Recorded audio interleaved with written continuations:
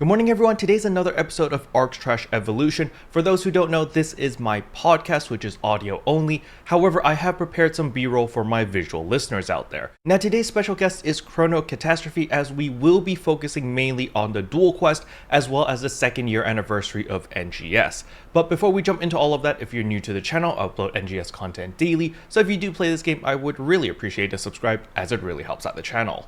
Anyway, without further ado, let's begin the video.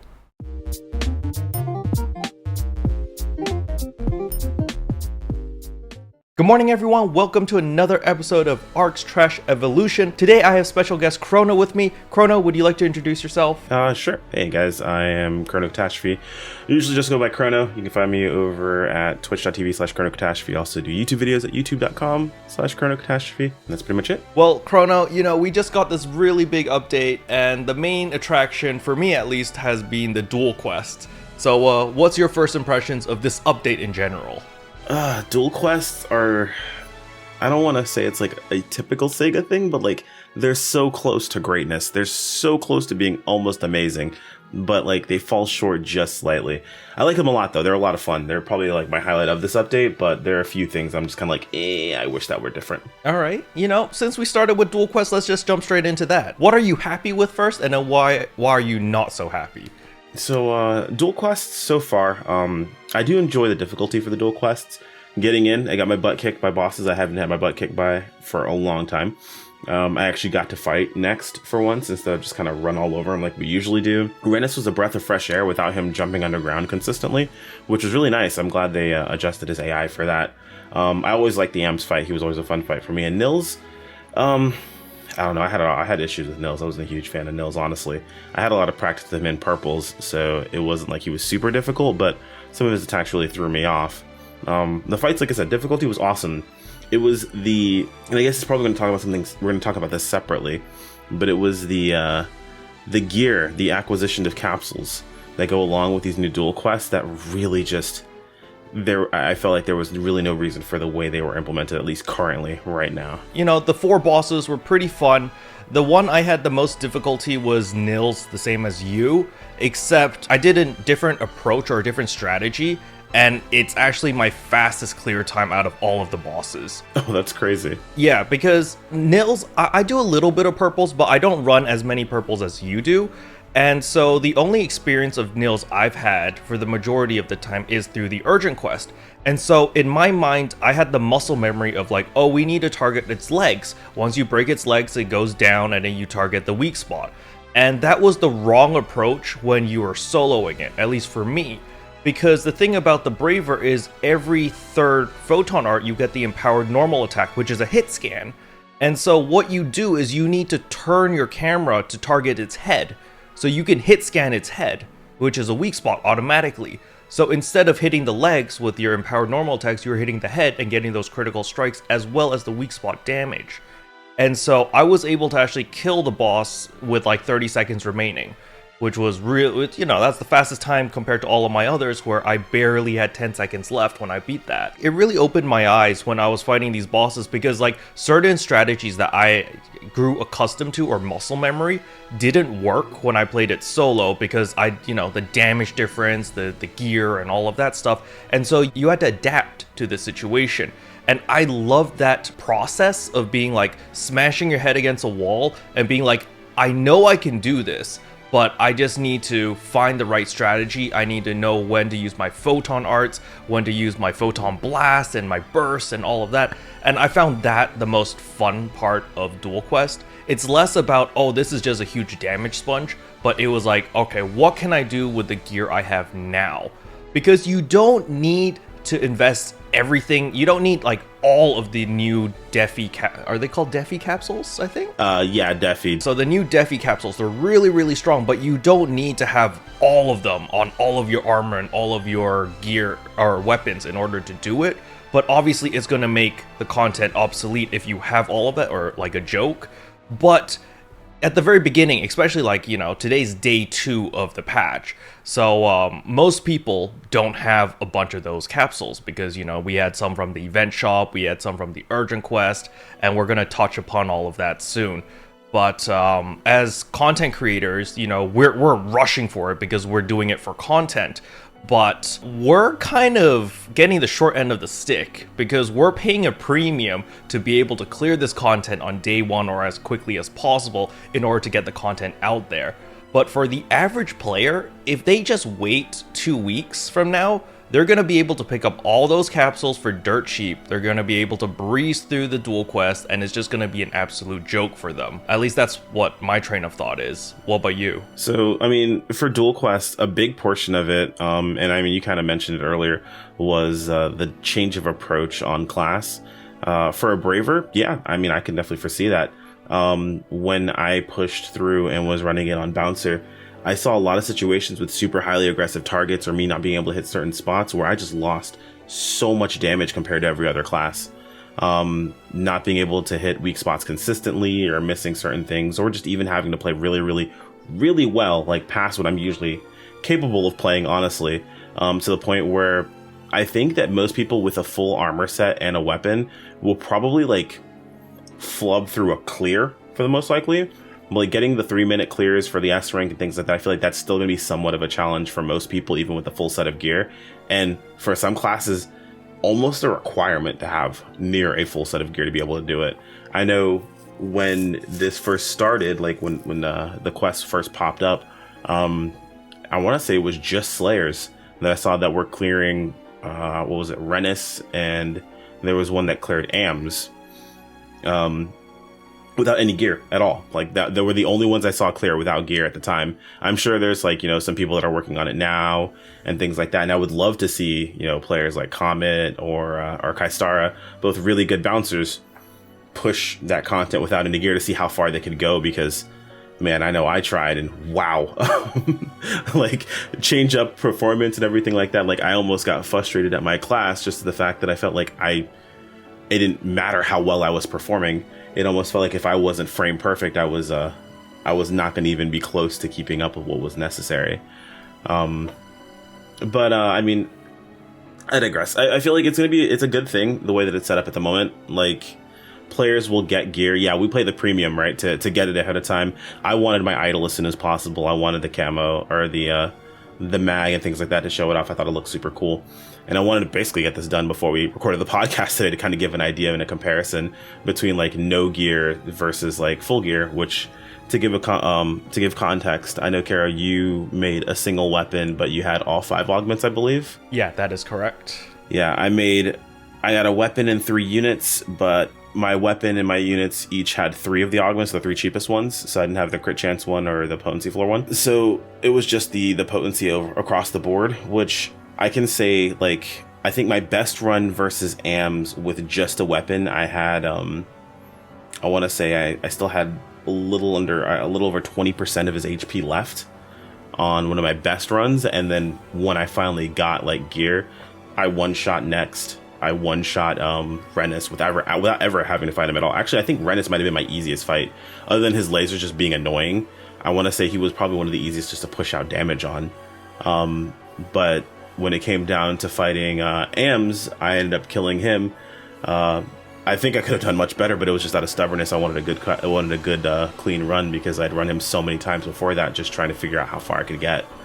And realistically, I think we'll do well, but I don't think a lot of players will do like super well depending upon what class they decide to run this content on, because they just may not be able to keep up. I agree. I think that this is there's a skill check on this. However, there's also a gear check.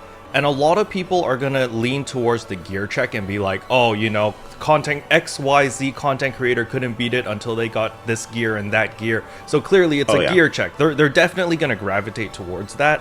However, I do believe that this is a nice wake-up call for a lot of people who think they're good at a specific class and they go in and they get utterly destroyed, and hopefully they get motivated to become a better player and just be like, oh yeah, I need to learn these mechanics. Or they think about it and they go, oh, maybe I need better gear in my normal gear as well. Because something that has, you know, it's not been an issue per se, but it's something that's become more and more common in the NGS community, in the sense that a lot of people just get by with gear. You know, their priority isn't the gear. Their priority isn't about progression of their character. It's more about the fashion side, about looking good and stuff like that. And they're investing less and less money into their gear and just kind of depending on the seasonal event, free gear and stuff like that. And there's nothing wrong with that. But sometimes I think this type of content is trying to encourage people to be like, hey, there is some more difficult content out there if you want to do it, but you are going to need to upgrade your gear to a certain extent.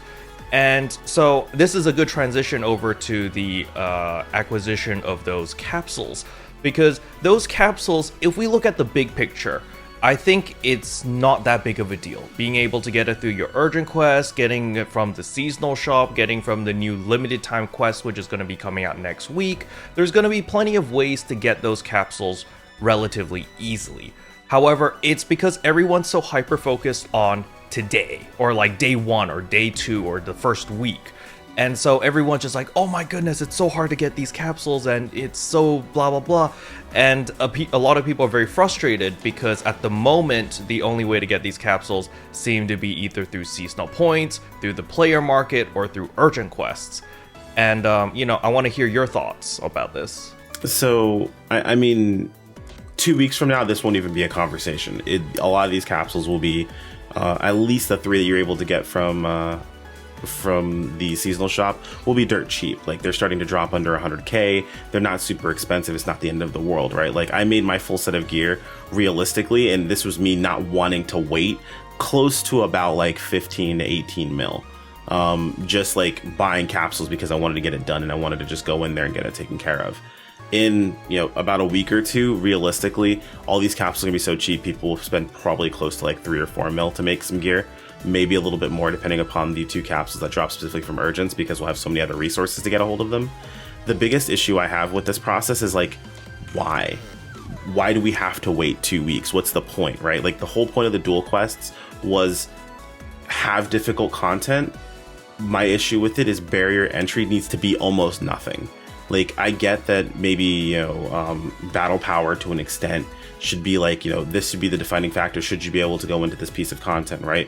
But like, outside of that, I don't see a reason why the limited quest didn't come out this week to let us get these capsules. I don't see why I mean, a lot of people in my chat today were saying, why is it not just the capsule 100%, right?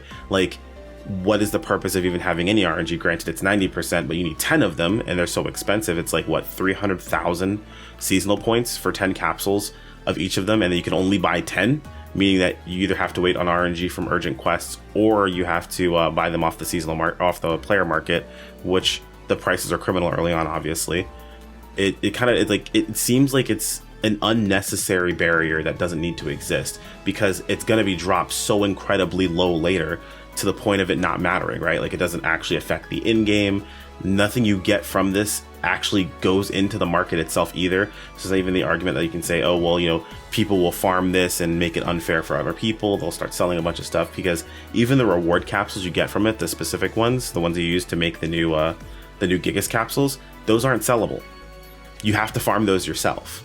So there's no point in time where there's any effect to the actual player, like the actual market or the player base.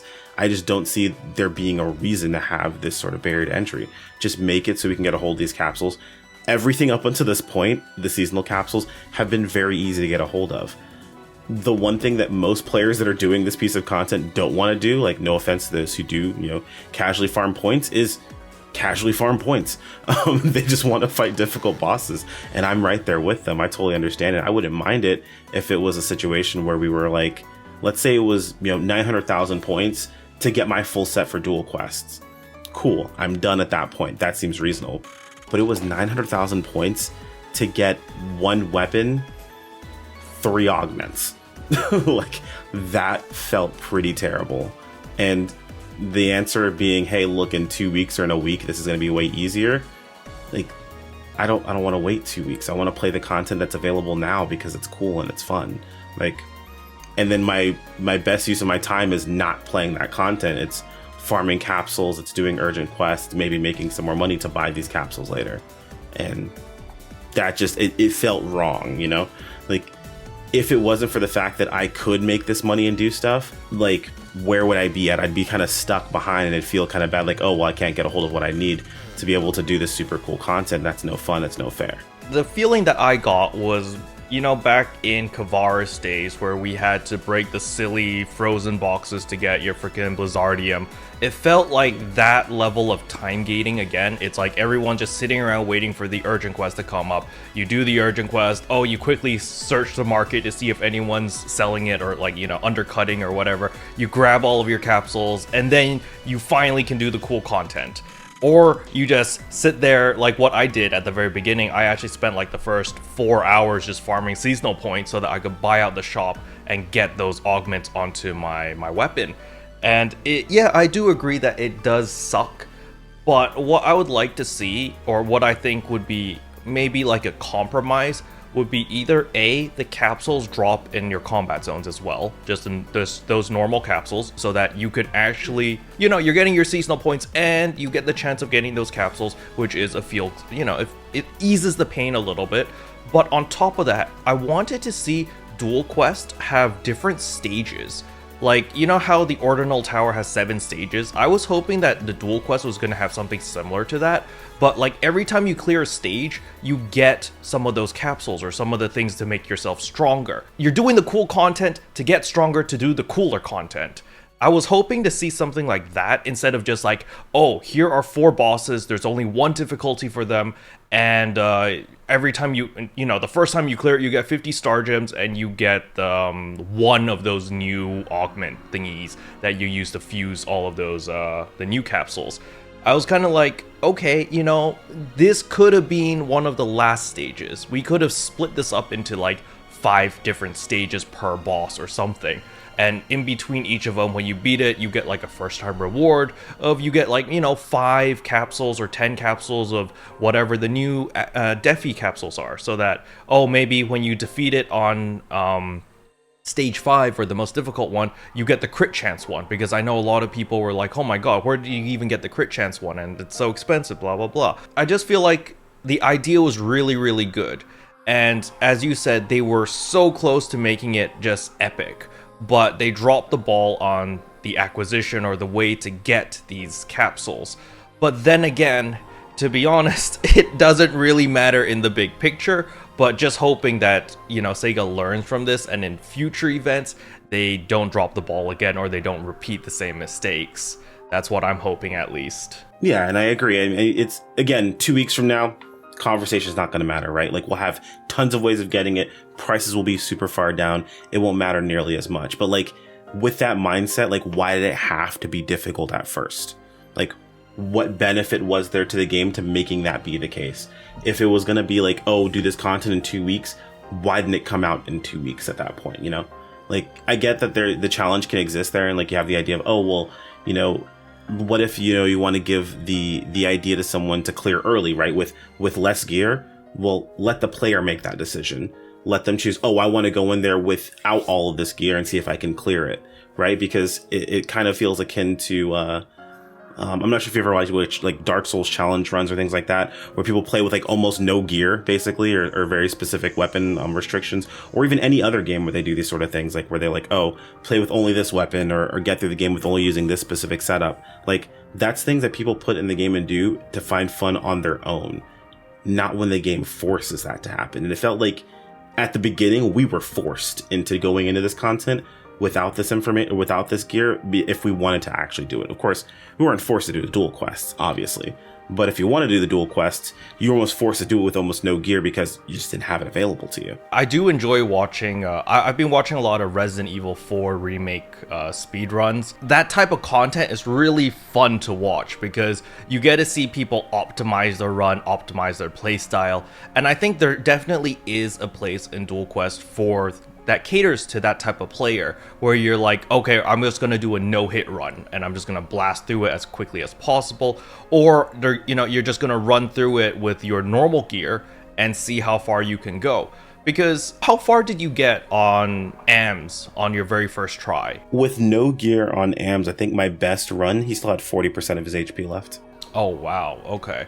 On my very best run with Braver, the boss had about 15, maybe 20% HP left, but I didn't play perfectly. You know, I made a lot of mistakes. And I think if I ironed out all of the mistakes, there may have been a chance if I got lucky with like if every Photon Blast crit and every Katana Combat crit, I think there may have been a chance of me clearing it. But like it's that type of mentality of being like, yes, I'm just gonna keep running this over and over and over again. I'm just gonna seek perfection. There are players out there. Something that I've been watching recently, or yesterday actually, was Swagala actually uploaded his S rank clears on all of the bosses. He cleared all of them in 1 minute and 40 seconds, I believe, and it's pretty insane. But he was playing a Slayer.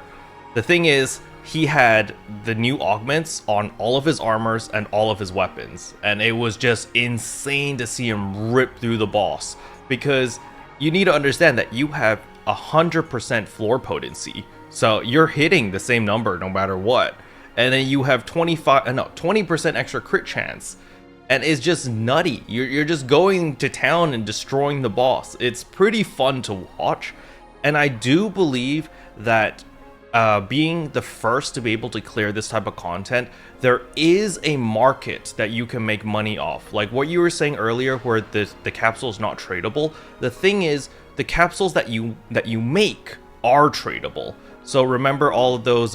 Mainly, it's going to be the Gigas capsule, the Gigas Master capsule, where it's 3.5% all potency, 20 HP, I believe. I think that is going to be the one that's going to be the quote-unquote money maker. But the thing is, the market for those items is so small because you're catering to the tryhards. The tryhards are the only ones that are going to be buying those capsules.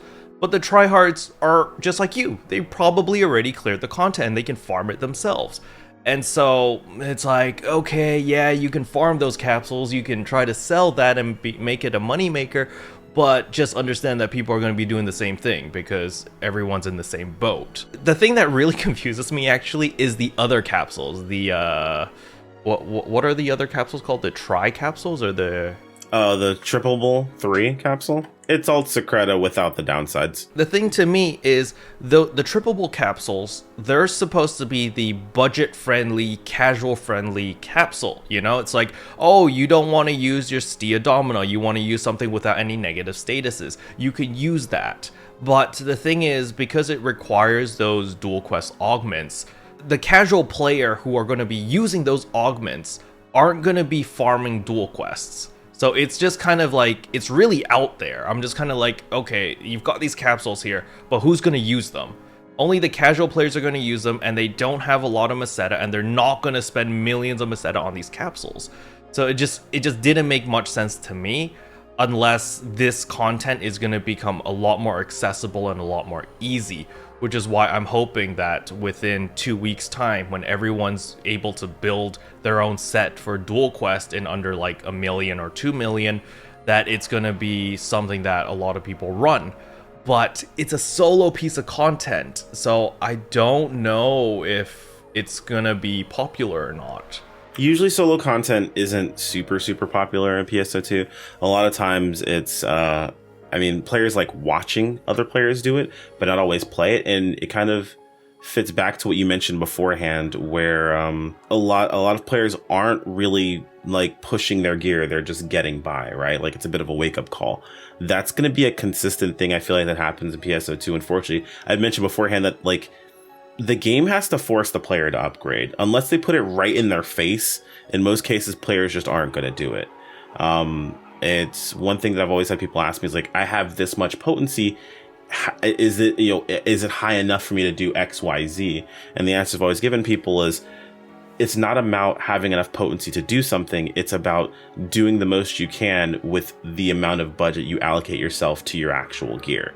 If you're spending 300k, if you're spending 2 mil on your gear, how much you're getting out of that 300k, how much you're getting out of that 2 mil, that's what you want to look into, not do I have enough potency to do something? Because realistically, you don't need potency to do anything. Players are completing content with like prim swords. Like you don't need any of it if you play well enough. But reality is that you want to make sure you're setting yourself up to the point that you feel like comfortable at. when everyone gets a hold of all of this gear, the reality is I feel like I don't know how to say, like, they're just not gonna do it. Like, a lot of players just aren't gonna touch this content. A lot of people will touch this content, like people will play it, but for a lot of players, they're just gonna make money and probably buy the capsules on their own. It will be a decent moneymaker for a lot of people because there are players out there that just like to get good gear. They'll swipe to get fashion, or they'll farm money to get fashion, and then they'll just buy the capsules they need to get their gear because they like seeing big number get bigger. And you know what? By all means, man, go for it. That's totally understandable for each person. But at the same time, like, you have to kind of figure out if it's going to be worth it for you individually. So now that I think about it, you're absolutely right. Like, these capsules are those capsules are sellable. And I mentioned triple being just also credit but better, but I meant deft triple specifically. My mistake. But when it comes down to it, I feel like what'll happen is players will eventually get their full set of gear. A lot of us will farm the solo content for, like, you know, for times. Just go ahead and take clears. That way you can make a lot of these capsules and then sell capsules to the players that refuse to do this content. And then there's going to be kind of like a mishmash of, like, between players that can do this content versus players that won't do the content but will still pay the money to get the capsules for whatever obligatory reason, whether it be, you know, battle power flexing or potency flexing or whatever it happens to be. It's very similar to the Gigas capsules. Like, to get the Gigas capsules, you either have to run purple triggers, you have to run recons, or you just fight gigantics in the exploration zones. And to be fair, you know, that's not really my cup of tea. Like, occasionally I might run the purple trigger once or twice. Recon gigantics were really, really fun when they first came out, but I definitely burned myself out by doing it, you know, too much. And because of that, I still haven't recovered from that burnout. I'm just kind of like, oh, recons, yeah, I'll pass. And so whenever I need Gigas capsules, it's either through like seasonal shop, event shop or stuff, or I just straight up buy it off the market because it's just not content that I want to do anymore. And I feel like it's going to be the same way with the Duel Quest. Some people are going to love it. They're going to be running it because they're speed runners. They're trying to get a better time, or, you know, maybe they're streaming and this is something that is interesting that a lot of people want to watch. And it's great for streamers because you can just play it and chat with other people, especially if you got like really good gear already. And you're just going to be selling these capsules because you don't need them anymore. And then the other players who, like me, who don't want to run it, or, well, I'm going to be running Duel Quest, but like other players who don't want to run Duel Quest. To clarify. Yes, just to clarify. Yeah. But for other players who don't want to run Duel Quest, you know, their only source of getting those new capsules is going to be through the player shop. But they're going to be happy to pay for it because they don't want to do Duel Quest because that's just not content they enjoy. And I feel like this is like a good system, right? Everyone has their different way of enjoying PSO2, and this kind of caters to that. And so I think overall it's not bad. But is there anything else that you wanted to talk about Duel Quest before we move on to the next subject? I mean, I guess my like closing thought on Duel Quest, or I think we kind of were in line about this, was mostly that like it was really close to being really well done. I like the fact that Duel Quests are a piece of solo content that's been added into the game, and Sega proves that, hey, look, we can give you guys difficult content. Now, it wasn't super deep. These are just 4 bosses, like of each, like a boss of each of the major boss of each of the regions. So like, yeah, okay, whatever, not a huge deal. I feel this was kind of like a test into like the first portions of solo content, which is something very common that Sega likes to do. But I'm ready to see more. Like, imagine if we got like Itsuka Bujin or Itsuka and Goku, or a lot of those other bosses that are in my opinion, a lot more fun to fight in these pieces of content. That we got instead of, I don't know, man, Next or Rennis, because like I guess maybe it's just me. I'm not a huge fan of those bosses. I think they're kind of boring. But that's really about it when it comes down to Duel Quest. I'm just ready to see more of them. Now, I'm just going to add on to that because I fully agree. Like, you know, when we did the quest, it's like, I saw Next, I was like, oh my god, I rolled my eyes. I saw Nils, I rolled my eyes. I was like, come on, man. Mm-hmm. These are the big bosses. These big bosses are great in group content because it gives you that sense of scale. But when you're actually fighting it solo, it's such a pain in the butt. But something that has my hopes up is it's, when we were fighting it, it says 1-1, 1-2, all the way to 1-4. So I'm assuming that we're going to get a second stage where it's like 2-1, 2-whatever. And so the boss fights that I enjoyed the most were the more human-sized ones, or the Ark-sized ones. So, like Engoku, Isaka Bujin, all of the, and what's Raylin, and as well as Raylin was a good one too. Kelkundo, these bosses. You can keep Kelkundo. Yeah, you can keep Kelkundo. You can throw that one out. That's fine. All the rest, great bosses. Kelkundo, I hate so much. I'm not even gonna lie. Just too much delay on Kelkundo. Fair enough. But those bosses were great. But secretly, I was hoping that after we beat stage 1-4, that we were gonna get a surprise 1-5.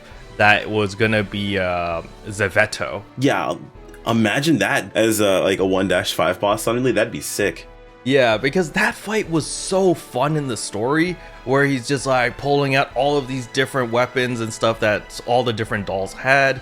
I'm really hoping that we get to fight him in the end, like eventually in one of the dual quests, because that fight was epic, and I think it would fit the whole dual quest theme. But with that, sorry, you were gonna say something?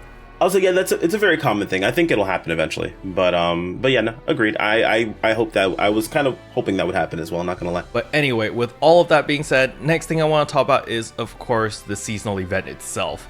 So, we've got the seasonal event that just kicked in. It's the second anniversary of NGS. What are your thoughts about it? What do you like and what don't you like, I guess? So the seasonal event, unfortunately, is, well, it's kind of hard. It's kind of hard to parse, right? So on one hand, we have the seasonal shop, which is pretty solid. I mean, those new capsules aside, with their ridiculous price, everything else is a good amount that has a lot of things that are necessary. So that's super awesome. The seasonal weapons are, in my opinion, they leave a little bit to be wanting. We had Tenebris, which were fantastic in the previous season. They went well with Effulgent, and I was kind of hoping to get another weapon to go along with that as well, to bring up the floor of elemental weapons. But it seems like Sega's kind of wanting to leave those weapons behind, only have them be usable during the seasons, because the potential this time around was just awful. Like comparatively to what it was the previous, or not Trunkle, but comparatively to what Tenebris was, it's a pretty bad potential. Which was just like heal and then potency damage, which is kind of lame. Other than that, it's a lot of the same thing we're used to. Like, it's just farming points. We don't have LTQ until next week, so my feelings on the seasonal event will change pretty drastically when I don't have to just farm Alanoth for points. Or really any combat sector. You can do any of them. It's worth mentioning because I'm sure people will mention always like, oh, you don't have to do Alanoth if you hate it. Yes, but it's still the same process, just in a different location. You're still just killing a bunch of enemies, which can be kind of lame in my opinion. The Urgent Quest was cool. I thought it was pretty fun. Though RGB AMs is kind of annoying to deal with in all of his lasers. So there is that. And I mean, realistically, there's not really much else going on just yet. I feel like it's kind of like it's the calm before the proverbial storm of like all the really good stuff next week and the week after. I feel like the seasonal event is pretty good so far. We've got the seasonal shop. Yeah, I do agree that those capsules are kind of ridiculous. I feel like Sega, they have to have a number, right? Of like, oh, the average player farms X amount of points. I feel like they must have a number in their system that lets them evaluate the prices of these items. But I really felt like it was out of line. Like 30,000 for those capsules, so 300,000 for 10 of them. It just seemed really out of place compared to all of the other capsules. And I was kind of a little bit shocked when I saw that. I was like, wow, this is a lot of points to farm for. Because, just to buy all 3 of them, or 30 capsules, that's 900,000 points. Most people that I know, they farm at most like 1 million or 2 million throughout the entire seasonal event of like 3 or 4 weeks. And I'm just thinking, like, Jesus Christ, how are they? This is 900,000. That's me. I'm most people. that's exactly me. I'm most people in this situation. I'm one farming maybe 1 million to 1.5 million points. Like, it's insane how many they're actually looking to have. And I don't know. I don't feel like they do have a number of how many people farm. I feel like they have a number of how much they want people to farm. Like, I've noticed that certain capsules are worth certain amounts, and it makes sense to a degree. But I feel like the number they're looking at isn't like how many people out on farm on average farm. I think it's like, oh, how many do we want? Like, how much do we want people to farm this, right? Like, how much should you be able to get if you're playing, a consistent amount or a reasonable amount during the season itself, right? So I think that's more of what gets looked at. But man, those capsules were, you said it right, they're out of line. I farmed at Retem Al Noth for 4 hours basically, and I felt like everyone was on the same page there. When we all saw the price of those capsules, like, we were just like, oh, that is gold. That is cash money right there. Because you look at the player market, like the first I want to say maybe 12 hours of the server coming live, those capsules were going for ludicrous amounts of money. It was a huge gold mine. So everyone was just like, all right, we're just going to be farming seasonal points. We're going to cash out, get all of those capsules and just sell them, right? And so it got to the point that the server was so laggy that my force subclass PP Eradication wasn't getting PP back fast enough because the enemies were spawning too slow in the PSE burst. We were killing all of the enemies before they could spawn because the server was lagging. And we were just sitting there going like, what is going on? And then I look at the blocks and you see Alio, there's like 4 blocks. You look at Retem, there's like 20 blocks. You look at Kavaris, it's like 4, and Stia's like 4. So clearly everyone's in Retem Al Noth just ground pounding as Slayer, just killing everything super fast. And I was just like, oh my god, this is bad. So yeah, I really think that Sega should look over that and maybe change the way that we get seasonal points, or at least entice people to go to the more harder combat zones. Like, if Nuisance Plant dropped double the amount of seasonal points than Retem Al Noth, then it'll be like, alright, so you can go to Retem Al Noth and go full brain dead, but you'll farm it, relatively efficiently. Or if you have the gear, you can go to more difficult content. Or maybe, even purple triggers. If we can get seasonal points for clearing purple triggers, like, you get 200,000 seasonal points for clearing each purple trigger or something like that. That would be another way. We need more ways to get seasonal points other than just combat zones. Because the way things are now, it's like, oh, I need a lot of seasonal points. Where do I go? Retem Al Noth. It's just like, it's an autopilot answer. Just go to Retem Al Noth, ground pound everything, and you just get a lot of seasonal points. But it feels really lazy to me. I want to go to other places, but not feel like I'm sacrificing efficiency for it. But I'm at the point where I'm so geared and I've got pretty much everything that I want that I am actually willing to sacrifice efficiency for fun. But I need to think about the general public as well. I can't just be like, oh yeah, I only care about myself and think about only for me, which is why I feel like Sega definitely needs to implement more ways to obtain seasonal points through other means. And, of course, next week we are getting the new seasonal quest, the LTQ, and hopefully that LTQ is also going to be another way to get a lot of seasonal points. I just hope that it's not going to be like the previous event, where it's like, oh yeah, you don't farm combat zones anymore, just farm LTQ, and that's the only thing you need to farm. Because it kind of causes the same issue, right? Where it's like, oh, you're kind of forced to run one piece of content. But I don't know, am I in the right headspace here, or do you think, like, having a very efficient way, or the most efficient way, is just kind of common sense? Like, there's always going to be a best way to farm for something. So the efficiency argument is always been, people love Al Noth because it's money making plus seasonal points, right? Like, rank 1 Al Noth, spam Al Noth, because you can just put on all the buffs, grab seasonal points, grab this, and just go ham, right? But we saw the effects of what that causes. Quite literally, we lagged the server. Like, we couldn't play the game. Enemies were not spawning because everyone was just doing the same thing, because that was the most effective thing to do, because at the time it was the most lucrative thing to do for everyone, and not just, casual players, for the hardcore player as well. Literally everyone wanted to do this thing. I think that really should be kind of an eye-opener for Sega to pay attention to, like, okay, what is it that we want players to get when it comes to seasonal points? Like, tally up everything we see in the seasonal shop. What blows my mind is we have limited tasks for seasonal, like for seasonal stuff. Why don't those give more seasonal points? Make different limited tasks. Like you mentioned, like, oh, give us points for clearing purples. Yeah, make a limited task for each purple. One time clear 200 points or 200,000 points.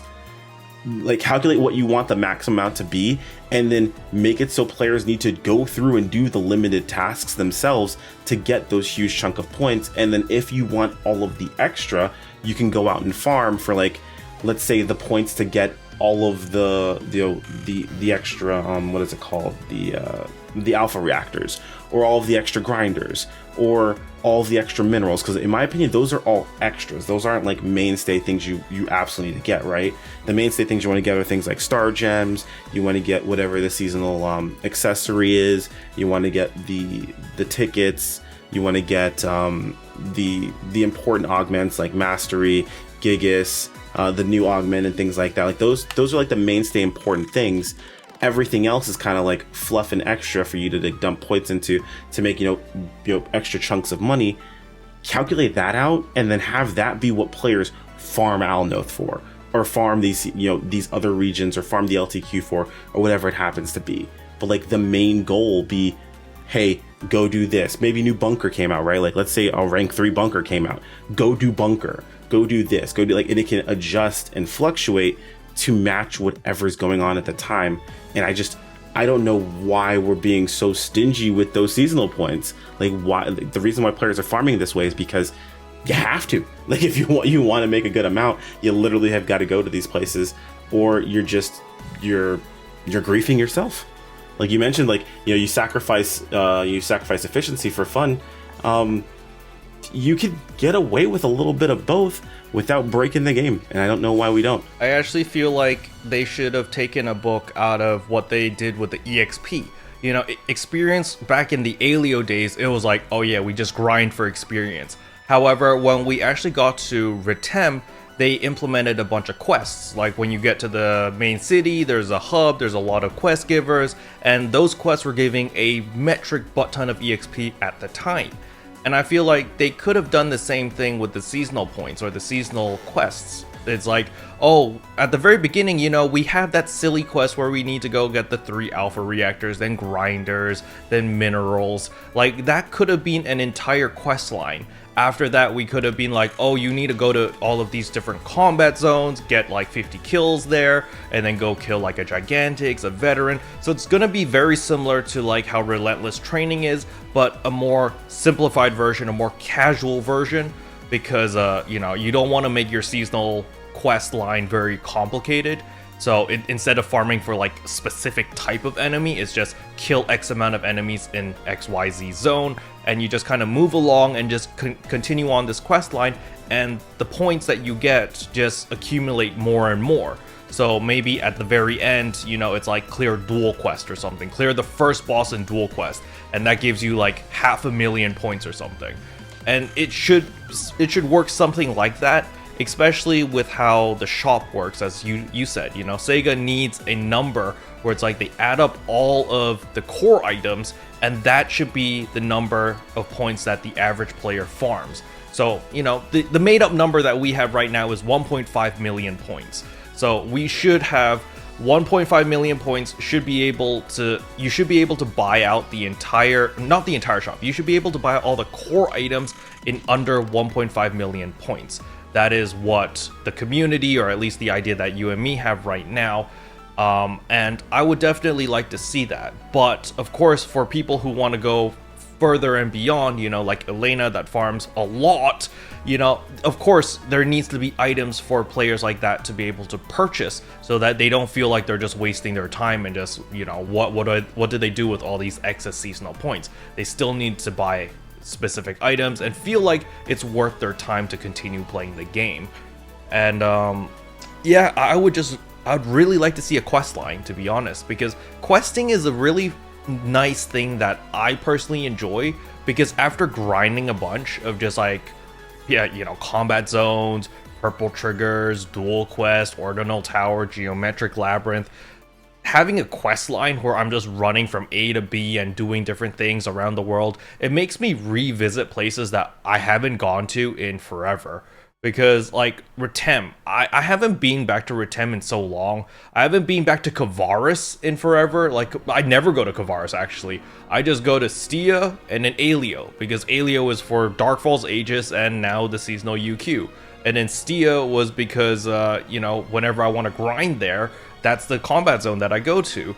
And so I never go to the other two places. It'd be nice if we went back to Lost Central, revisited that, because I really enjoyed Lost Central. It'd be nice if we went back to Lower McKee to do something. I don't think I've ever been there ever since the limited, not the limited time quest, ever since the relentless training.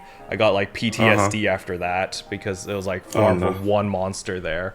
But yeah, I would just like to see a quest line of some sort to let us travel around and, you know, make it worth our time, basically. Yeah, I never considered a quest line, and honestly, that had a lot of really interesting flavor to the game itself. Like, I'm not sure if you remember the set of quests that you had to do to unlock the camos, the color varianted relic camos back in the previous seasonal events, where it was like a quest of gathering very specific resources or whatever for I think it was for Ziami at the time, and then she gave you a camo at the end of all of it. Like, it was a really short quest line. There wasn't a lot going on to it, but like, you didn't really get that sort of stuff unless you read the flavor text of the quest line, paid attention to what she was saying, paid attention to what the other guy was saying or whatever. Like, imagine that sort of stuff, but for like each event. Like, we're helping Zia Emi or the different people that are going on, like, do different things out there, like find Rappies or things like that. I feel like that would actually be pretty cool. So yeah, I never really even considered the idea of a quest line, but yeah, I think I would like that a lot more, and just have, like, by the time you're done, you get enough seasonal points. Maybe, honestly, like, maybe enough to buy out what's necessary is unfair. Maybe at least give us half, or at least, you know, 75% of what we would need to buy out, like, the necessities, and then we can farm for the rest. Just a good chunk ahead of time without being like, hey, go farm Alnoth, like, immediately. And that's all you gotta do. Actually, something that we forgot to mention is the potential level 6 item. Oh, yeah. What are those called? Photon Chunk 2A and Photon Chunk 2B. Yeah, yeah, 2A and 2B. You know, when I first heard that, I immediately thought of, is this a Nier reference? Is this a Yoko Taro reference? Is Nier coming back collaboration? Reintroduced Nier again? Oh no, not like this. Yeah. Oh my goodness. But yeah, so, you know, the Photon Chunks 2A and 2B.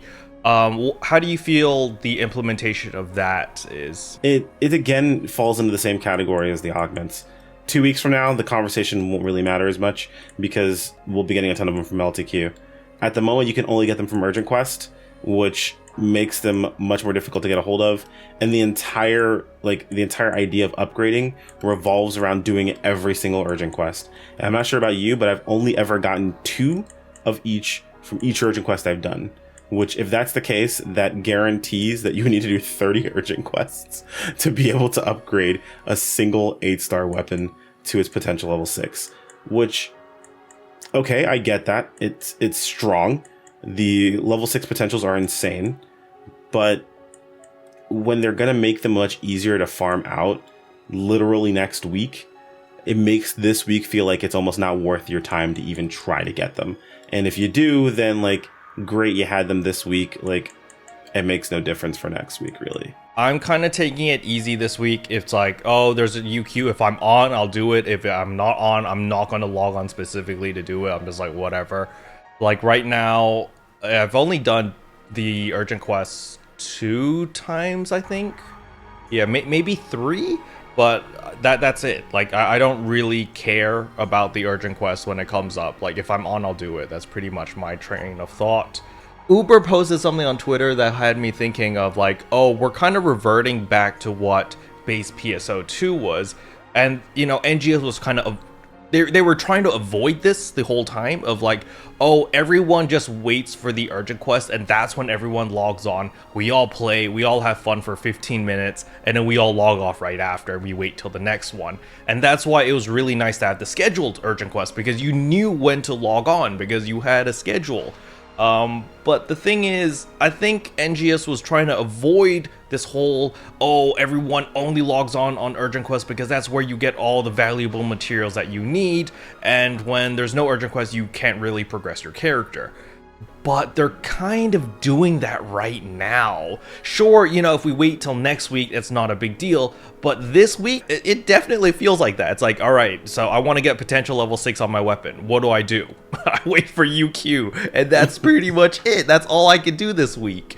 And, I don't know. I don't really know if there's a right answer for this. Like, do you think that Sega should have just thrown in the limited time quest as well? Like, day one?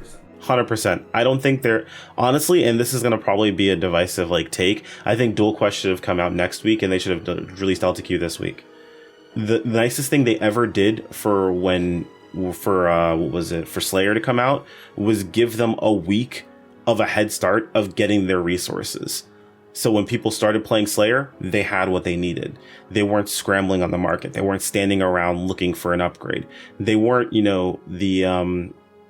they weren't the Wakers that were stuck with a 4-star weapon for 2 weeks because the other weapons were too expensive, right? People had time to farm out the stuff that they wanted. Yeah, granted, you could have prepared, and a lot of people did for Waker, and a lot of people did for Slayer, but there was a good chunk of people that wanted to play the game, they wanted to play with that class specifically. And the fact that things existed a week ahead of time meant that there was time for it to balance itself out. Imagine getting into dual quests after people have had tons of time to farm out all these augments. The prices of them would have been way further down, and it wouldn't have felt nearly as bad. Yeah, we would have had to wait a week. Okay, sure, that sucks. But at the end of the day, we would have been able to fully prepare for the dual quests and actually enjoy them all the way through. And that's one of the things where I was like, I kind of wish they would have just dropped LTQ now. Even if it's at the same time as Duel Quest. I wouldn't have wanted it at the same time because then you have to ask yourself, which one do you do, right? Do you do LTQ? Do you do Duel Quest? You have to figure that out. But by dropping it early and leaving us to do something else afterwards, it gives you the ability to prepare for it. And I thought that would have been so much nicer. What they did with the Slayer was genius, where it's like, yeah, you can start farming for your gunblades now, you can start building your weapons and all of that stuff. And then once the Slayer came out, it was like, boom, instantly you hit the ground running, you're all set. I really like that implementation. And I actually think that they should have done that, actually. It should have been Duel Quest next week. This week should have just been the limited time quest. So when people, everyone's rushing for their potential level 6, everyone wants the new capsules and everyone wants to prepare. And so you would be able to farm for all of that. But to be perfectly honest with you, I'm pretty sure a lot of people wouldn't give in a crap about the new augments because they'll be like, psh, whatever, I'm ready for the challenge for Duel Quest. Because I was like that. On day one, when Duel Quest dropped yesterday, I was like, I'm just going to go in with whatever gear I have right now because I'm pretty much maxed out. I think I'm gonna be fine. And then I get my ass royally destroyed, and I'm just like, oh crap. Then I go start buying all those augments, and then I start remaking my weapon. And I feel like it's probably gonna be the same process if they delayed Duel Quest till next week. Everyone would farm up these new augments. Sure, the prices would be a lot lower. That definitely would be the case. But the moment everyone realizes how hard Duel Quest was, and how much you actually needed all of these different Defi Capsules. The first day, those Defi Capsules are going to have a huge spike in price, but at least there's a surplus of supply already because people have been running it for a week, so the spike won't be as crazy as what we experienced yesterday. Exactly. And that's kind of what I'm thinking in my mind, I'm thinking to myself, man, if there had been a week's worth of farming these and people just had stocks of them, and then all of a sudden everyone realized they needed this to clear through content, or they really wanted to get a hold of these to clear through content. Honestly, for me, it would have been a situation where near the end of the week, I would have made a set of gear and I would have walked in without it. I'd be like, you know what? I'm going to see how far I can get with what I have right now. And then after getting slapped around by AMs for about an hour, I'd be like, all right, let me equip my gear now. AMs got hands. It would have been a process of that for sure. And yeah, absolutely. People would have spiked the prices up, but it would have been nice to have that week, that surplus of supply available to us to make it feel like you had the opportunity to prepare if you wanted to, because at this point you just didn't. Not unless you just had what you needed ahead of time. Yep, for sure. All right. Was there anything else you wanted to talk about? That's pretty much all the topics I had. That's pretty much it. Other than I think we mentioned the headline stuff with Ultra Evolution, but I'm not sure if that was going to be something else you were going to like cover with a different ROM, with a different video or anything like that. No. We can touch on this. I feel like this is a good way to close the podcast. With the whole headline, NGS headline coming up, I think it's next week. What are your thoughts about it? Since we know that they're going to be showing videos of the evolution update, right? Yeah, so I've been looking forward to this. I've always told people that there's never really a surprise, a huge surprise, at least when it comes to the headline videos.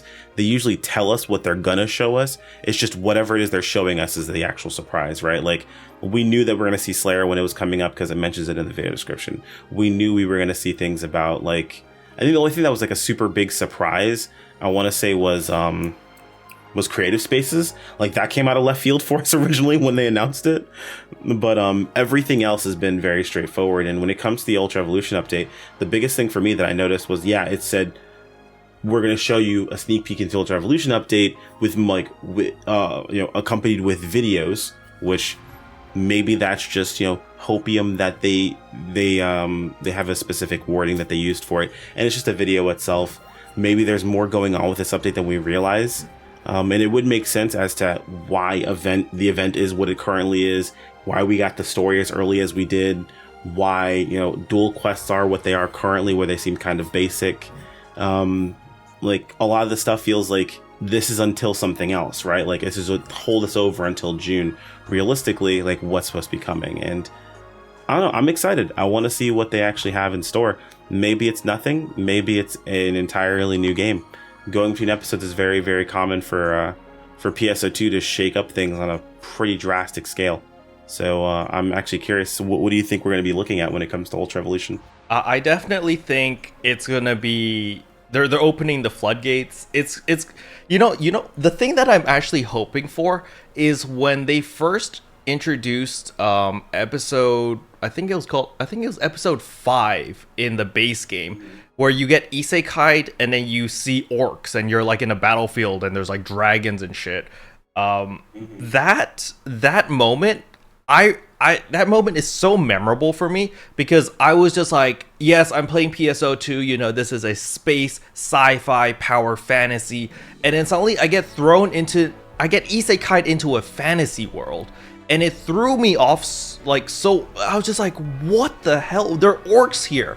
And that is just such a memorable thing that I'll never forget because I was so shaken by how crazy this story went. Like, it was so left field that I wasn't expecting it. And I'm hoping that the same thing's going to happen with the Ultra Evolution update, where people are going to, the base game players are going to be like, yes, this is PSO2. And the NGS players, or the NGS only players, they're going to be like, holy crap, what is this? Like, I'm really hoping that they just go all out with the Ultra Evolution update, and it's just like, other than the creative spaces, that's nice, but the creative spaces isn't a piece of content that I personally am super invested in. It's going to be something that I'm going to be doing at the side. The main thing that I'm hoping for is going to be the story better be like absolutely bonkers, the new combat zones, the new planet, maybe the new I want to see crazy stuff like that. I want to see crazy urgent quests. I want to be able to go up into space and fight like Space Magatsu again, or like a boss at that scale, that level. Yeah, those were amazing. I'm not sure if you are dipping into story spoilers or not with this podcast or anything like that. No, we can go into spoilers. It's all good. Okay, so one thing I loved, and this is part of what I'm looking forward for Ultra Evolution, is that they quite literally broke the mold on what the planet is. Like, we got direct ties to previous stories in episode 6 of base PSO2. Quite literally exactly what one of the original 6 mentioned was going to happen. Basically, for those who didn't play base PSO2 story or play through episode 6, during like the prologue like side quests, you get to kind of like talk to everyone after everything has been going on. And one of the quests, one of the guys mentions how powerful the Guardian is and how they've brought peace. What needs to show up to break that peace? Like, what could possibly happen that would cause something like that to happen. And then bam, all of a sudden these guys show up 500 years later and wipe everyone out. Like billions of people are being destroyed. Like they opened up like the entire scale of everything. All this, health is all experiments. You're all cloned, while like all these different things going on. Like they just drop the bomb and then bam, end of episode. So I'm looking forward to seeing like, what does all of this mean for all of us? Are we going into space? Is this war? Are we looking at full-on invasion? Are we fighting like the most insane bad guy of all time? Because for the first time in a long time of Phantasy Star, we're not fighting Dark Falls. Like we always fight Dark Falls. Technically in episode 6, we made it so that can't happen anymore. And if you ever played it before, go back, go look, it's cool. But we made it so that can't happen anymore. So we're not fighting Falls, we're fighting something else. And it's kind of crazy to think about. So I'm really looking forward to the Ultra Evolution update to see like, where are they really going with this? Because it's gotta be, I mean, even if it's not like anything super crazy insane, just the concept and the idea of what could happen is enough to keep me interested. Yep, for sure. Same here. I have faith that it's gonna be good. NGS has gone through 2 years. It's been rough, but for those who have stuck around since the Alio days, since release, like we can see the improvement. We've seen how bad the game was back when it was just Alio. We had no content. We legitimately sat there waiting for storms for Gigantics, and that was the end game content. We would do it for hours too. And nowadays content's so much better. There's so much more things to do, and the game's become a much better game. I can only expect with the Ultra Evolution update, it's only going to get better. And I have full faith that Sega will deliver. It's just, what are they giving us, That's the big question. What are they delivering? Exactly. But for those who have stuck around to the podcast for this long, let me know in the comment section below, what do you guys think the Ultra Evolution update is going to entail? But Krono, we're almost out of time. Is there anything else you wanted to add before we end the podcast? As always, it's always a pleasure being on these podcasts with you. I feel like we could ramble on for hours, so I do my best to try not to. Those who follow my content know rambling is something I very much like to do. And it makes videos much longer than they should be, as I'm currently doing as we speak right now. But I appreciate you guys sticking around all the way till the end, and I am curious. I will have the video up and looking at the comments, see what other people are thinking about this Ultra Evolution update, because we've had some interesting conversations in chat, in my Twitch chat, and a lot of us are having, some fun time speculating what it could possibly be. All right, perfect. Krono, so where can everyone find you? So if you're looking for me, you can always find me at twitch.tv/chronocatastrophe, youtube.com/chronocatastrophe, as well as twitter.com, and that's at ZenChronos. I know it's different, but my name's so long it doesn't fit in there anyway. All right, perfect. As usual, all of Krono's socials will be in the description below. Make sure to follow him and give him a like, whatever, subscribe, stuff like that. But anyway, do the things. Anyway, that's it for today's episode of Arks Trash Evolution. Thank you, Krono, for joining me. Thanks for having me. Awesome. It was awesome being here again. And that's it for today's episode. See you guys. Bye-bye. Special thanks to all the members for supporting the channel. It really means a lot to me. Thank you again.